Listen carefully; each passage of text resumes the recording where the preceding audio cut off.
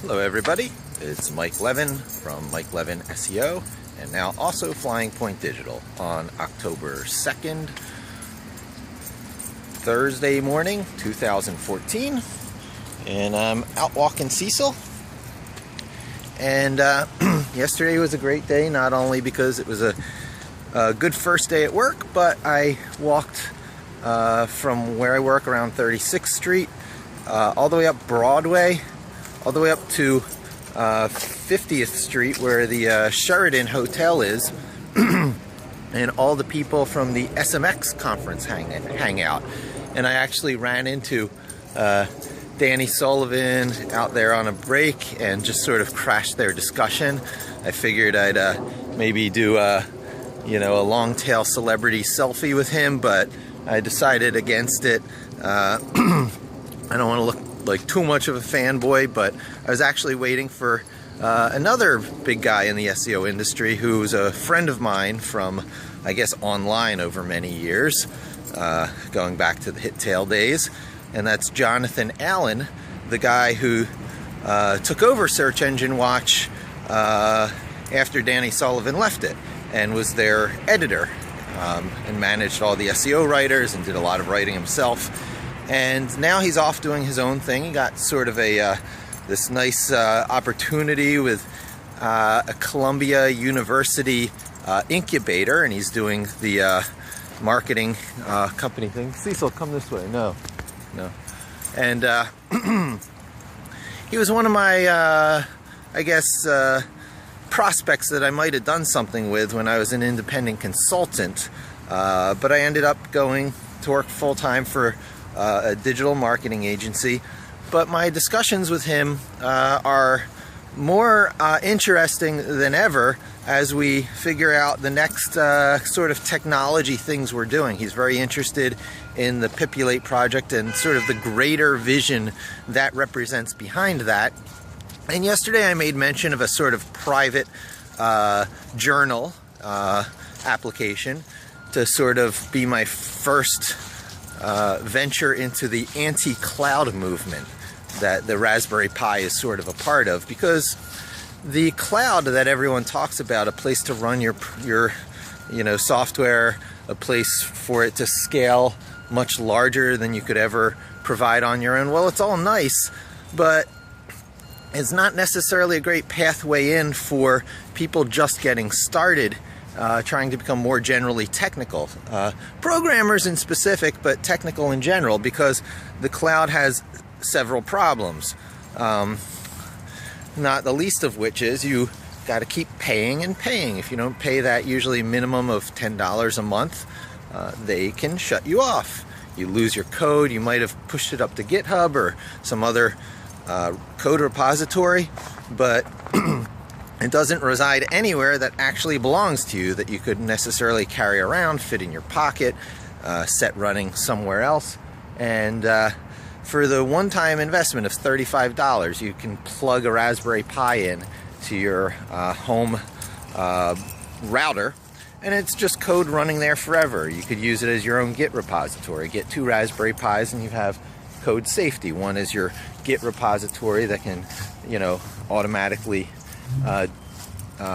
receive pushes from your other Raspberry Pi, which is running your application. Well, anyway, there's all kinds of anti-cloud movement applications I want to start doing, based on the premise that the pendulum swings both ways, and the cloud is only so popular because companies like Amazon and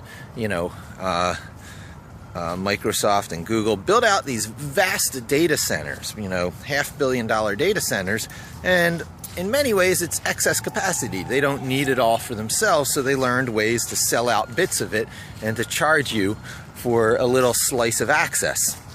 And they were just the first to reach that trick, to make IT, information technology management, easy. But they're not the last to reach that trick. IT management can be easy on a Raspberry Pi because you just swap out SD cards. Very little difficult in the way of, old school server management. things are getting much easier now, not only because of the cloud, but even on managing hardware, yourself. And there's a whole class of applications that are possible given home computers, home clouds, that are not even possible on the normal cloud because of potential data leaks, and also just because of the stuff running in your environment. One of the applications that Jonathan is encouraging me to pursue, even before the private journal idea, is just cat toys. So you could, imagine just making something that teases a cat. You know how when you poke a stick out from under a blanket, a cat cannot resist to go after it.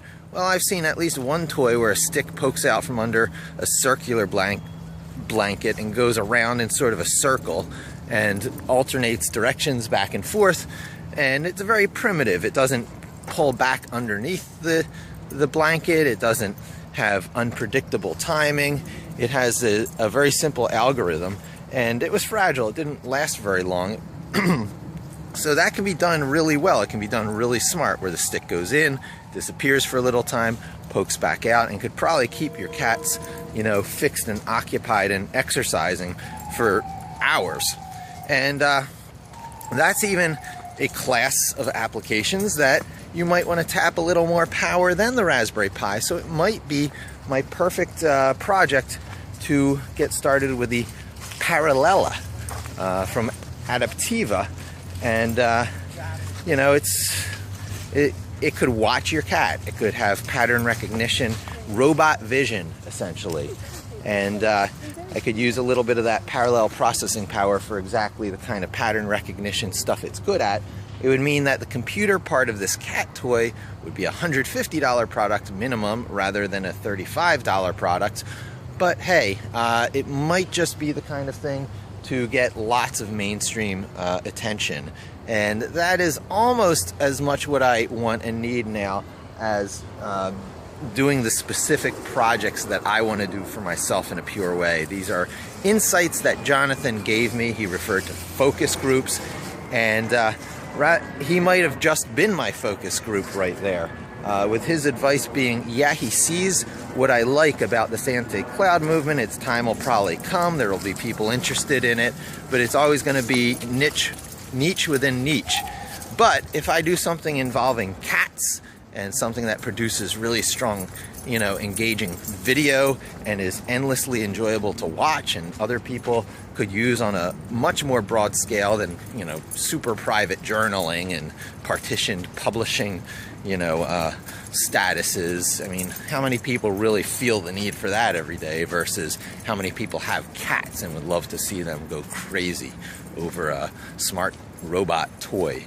Well, anyway, those are my thoughts for this morning. I'm really thrilled that I finally got together with Jonathan. I loved my walk up through Broadway, which reminds me of the Disney World that I live and work in every day. And I might do that walk a little more now, returning from home from work. There are so many choices of ways to get home. It's one of my favorite places I ever worked, just merely location-wise in the city. So anyway, thanks for joining me this morning. Hope to talk to you again soon, and don't forget to subscribe.